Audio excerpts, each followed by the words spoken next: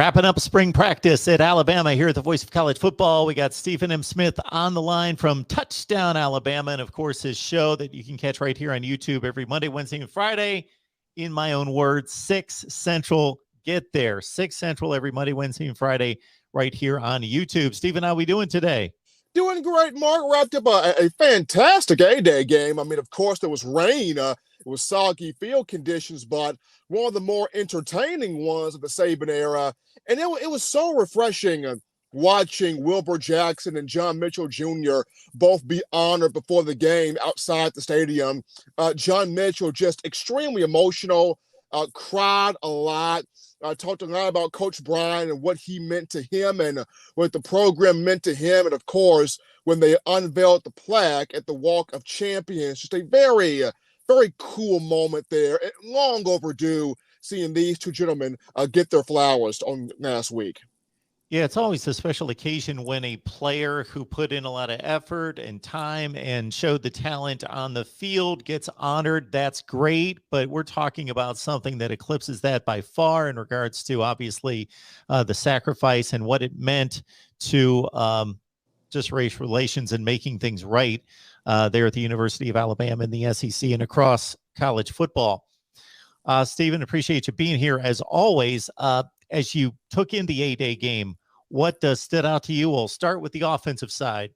Offensively, a big improvement from Jalen Milroe. From the quarterback perspective, Alabama has a strong quarterback room. We know what Bryce Young is. We know what he can do as the returning reigning Heisman Trophy winner. But it was a big spring game for Milroe. He showed great improvement in the passing game, mixing speeds on the ball. Had a 52-yard deep pass to Christian Leary for a touchdown. So many good things from the passing perspective from Milroe. And then Ty Simpson even had some great moments out there. You saw the quickness, the dual threat ability, the capability to escape sacks, escape negative plays, and make plays with his feet. But also, he had some moments with his arm where he threaded the needle and fired passes in there and displayed the accuracy. So the quarterback room looked good. Jahmyr Gibbs, as good as advertised, had over 100 yards rushing, 9 carries for 100 yards, averaged 11 yards per rush, had a 75-yard burst to the house, and fans go, okay, there's the instant offense we thought we were getting when he came in from the portal by the way of Georgia Tech. So that was good. In the wide receiver room, so much was made of Jermaine Burton, and rightfully so. He had a great spring. But Christian Leary, the former 4-star from Orlando, Florida, 5 catches, 106 yards, a touchdown. He stepped up there in the A-Day game. So it was a lot of good offensive production across the board. Now, of course, people look at the offensive line and they go, well, Stephen, the offensive line struggled. The defensive players were able to get to Bryce Young and others, but there were some guys injured. There were some guys banged up. There were some guys that did not go all spring. So once you get those guys healthy on the field for summer workouts and fall camp, and then you get Tyler Steen in here in the summer, the offensive line will straighten itself out. And that Jahmyr Gibbs home run was against the number 1 defense, correct? It was against it was against the number 1 defense. Impressive stuff out of Jahmyr Gibbs, and people can't wait to see him this regular season for the Tide. We got Stephen M. Smith on the line from Touchdown Alabama. Again, his show comes your way every Monday, Wednesday, and Friday at 6 Central, in my own words. Check it out. All right, Stephen, when we get to the defensive side, this could be the best defense in the country when you put it all together. We saw Georgia's unit be the best last season, but they lose a ton, and Alabama was right there in regards to talent. And I certainly believe that Alabama had one of the 3 or 4 best defenses in the country last year. But, man, this could be a special unit. It can be, Mark, especially if everybody stays healthy. You got 3 outside linebackers that will look to destroy quarterbacks. When you talk Will Anderson of whom Coach Saban had to pull Will Anderson out the game because the first team offense couldn't get going because Anderson kept wrecking it. So so Will Anderson, you know what he is. Dallas Turner had 3 sacks in the spring game. He looked phenomenal.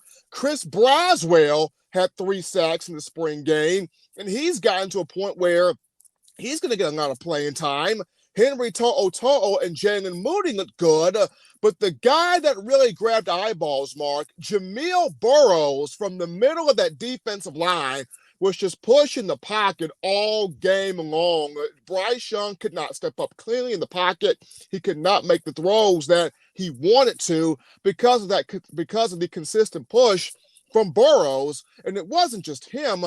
Jamarian Latham was pushing. Jaheim Otis got pushed. You've had several guys across the defensive line that were showing that improvement in terms of being interior pass rushers. Even the secondary, Jordan Battle had an interception. Kyrie Jackson had 2 pass breakups. Kool-Aid McKinstry had a good A-Day game. Eli Ricks, the transfer from LSU, had 5 tackles. So the entire defense, when you talk about if this group, Mark, can stay healthy and Pete Golding has the right packages on the field at the right time, this is a scary group. Well, one scary receiver for defenses to try to handle last season, of course, was Jameson Williams, who was the prized acquisition in the transfer portal. This time around, it may be a similar burner coming by way of Louisville. So he was there for the A-Day game, correct? One Tyler Harrell.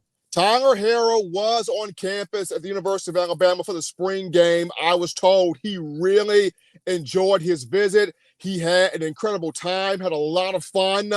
And I'm being told that in the next day or so, we could be hearing an announcement coming from Mr. Harrell by the way of social media. And just this past season at Louisville, despite the Cardinals having a run-heavy offense, Harrell, 18 catches, 523 yards, 6 touchdowns, averaged near 30 yards a catch. So he can create, he can separate, he can get open, he can burn, he can fly with the rest of them. Now, coming from Miami, Florida, out of high school, he was running 10-3-5, 100-meter dash.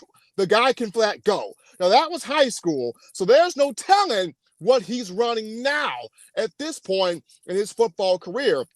And after seeing Jameson Williams go down in the national championship game, I think Coach Saban's wondering how much speed can I stack together on my side of the deck offensively to have that situation not happen again. And after getting Jermaine Burton in the portal, you got a Christian Leary and a JoJo Earl who are developing greatly. You're bringing in a Kobe Prentice and an Isaiah Bond, 2 other freshmen in the summer here. To add a Tyler Harrell would be monumental for Coach Saban. He really enjoyed his visit in Tuscaloosa. We will see what his answer becomes in the next day or so.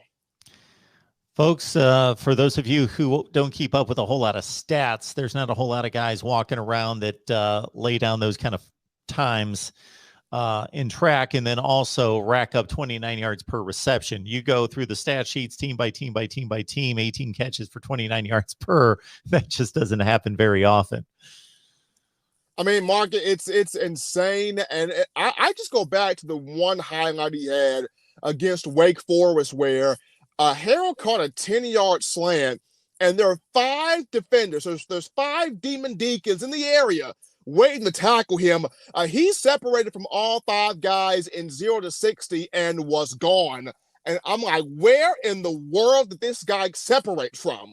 So that the young man can fly, he can go, and I'm just excited to see what becomes his destination, and does it become the Crimson Tide here in Tuscaloosa? All right, Stephen, we appreciate you stopping by to break things down for us. Again, catch Stephen's work on In My Own Words every Monday, Wednesday, and Friday right here on YouTube, 6 Central. All right, Stephen, you have a great day. We'll catch you soon. Absolutely, my man. You take care.